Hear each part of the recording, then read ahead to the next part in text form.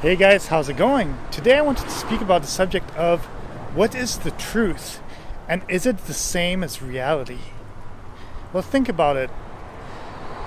Whenever we interpret something in our regular life, it's basically what our brain sees that interprets it, whatever it has seen, and it interprets it and makes it our own reality.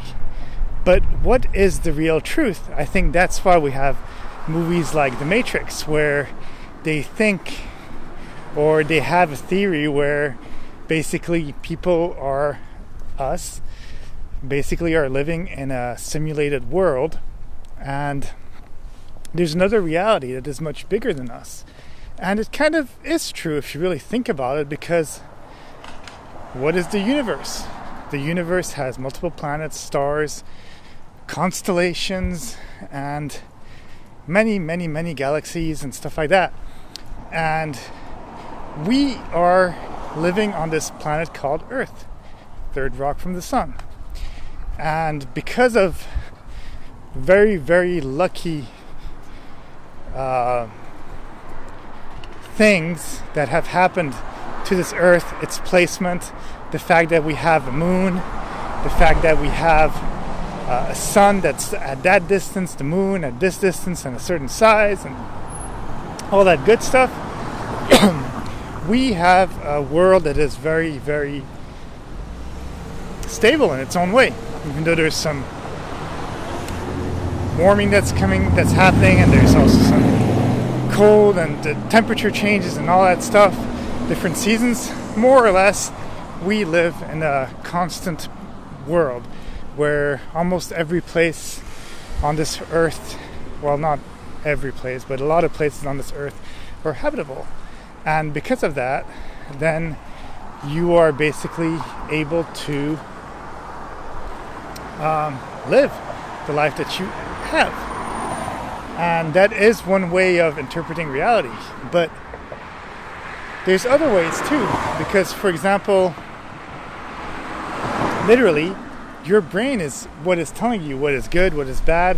Society is telling you what is to be done, what is not to be done, what's good for a man, what's good for a woman, what is the law, what is not the law, and many other things.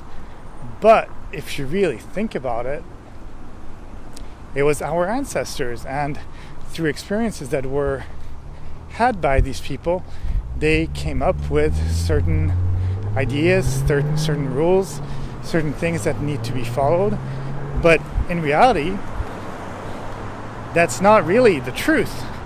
And also, at the same time, if you really think about what if we were just an atom in somebody else's organism, and this little planet is just a little, I don't know, electron or proton or whatever it is, I'm imagining it here now, and we are just part of that organism. It's kind of like the cells that are in our body and the bacteria that can come in our body and all these things. They don't really know much about, or at least that's what we think, that they don't really know and see the world and perceive it in the way that we do, but they still get into our bodies and stuff. And for all our blood cells and all these things, our body is the universe.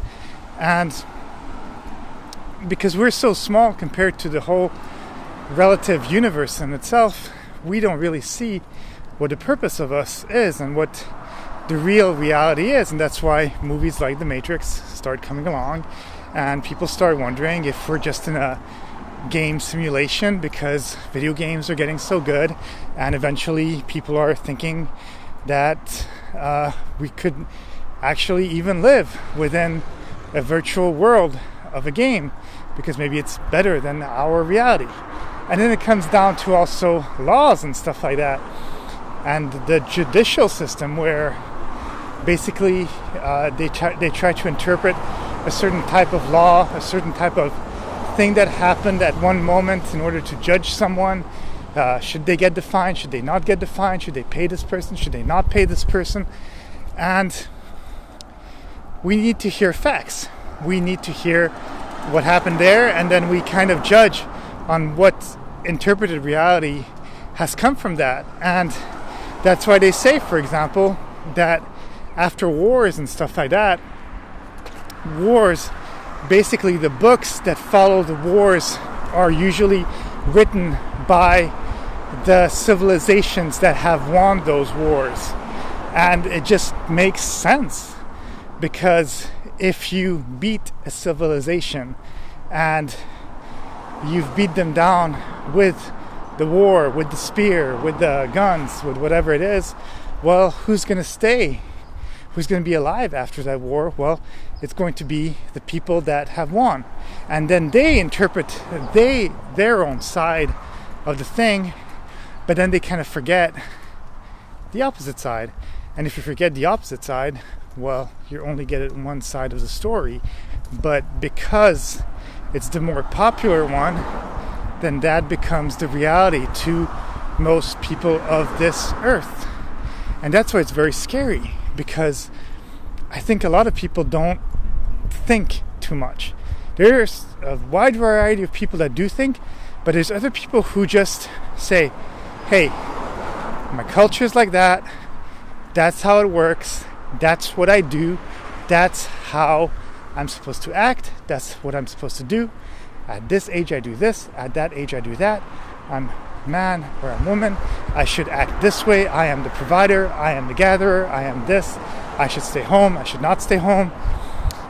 And it just becomes a little bit silly, because it's kind of like making that one reality is basically the reality for everyone else.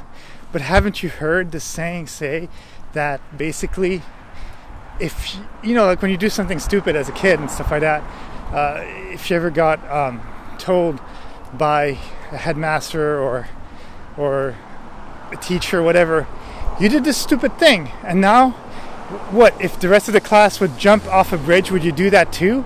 And they're trying to get you to say, well, no, gee, I would never do that, and I don't want to die. But you know, I think kids are sometimes silly, and they will say, well, yeah, gee, of course, if the rest of the class is jumping, I'll jump too, it seems like fun. And it could be, because maybe there's water down there and you just like to have the thrill of jumping off a bridge. But yeah, it just really comes to that, is what is your reality? What is your way of thinking? What is the right way? And it's been a lot of the things that are put in our brain, the way that we live, the way that we eat, the way that we do things, a lot of it has been told by our ancestors. We accept it that way, and because we accept it that way, we're born, you know, in that type of society, we think it's okay. But it takes a lot. It really takes a lot to change that. And I think that's why you'll often have these kind of little differences between the new generation and past generation, because especially if you change country and stuff like that, the kids will grow up in a different kind of culture, and then their reality is different, and then you're like having a sort of conflict. But if everybody was more open and understood that there's different realities, and that there isn't always one way, perfection does not exist. The whole thing of perfect it's stupid, because if you really think about it, even a completely asymmetrical circle or a triangle that has perfect sides, well, is that perfect? No, it's not perfect. It's imperfect. Because what's to say that it has to be the equilateral triangle that's good? It could be the other triangle that's completely messed up, that is still a triangle, or the circle that's an oval that is better than just the perfection that is what society has said is perfect, because it's not. We decided that was what we called perfect, but it's just stupid. And that's why it creates conflicts. But if people were more like water, going through it, swimming through it, and accepting changes, they would actually see that there is not one way of living. There's so many different ways, and don't judge so much, you know? Okay, that's it. That's all I have to say on the subject. Have a great day, and I'll talk to you soon. Bye.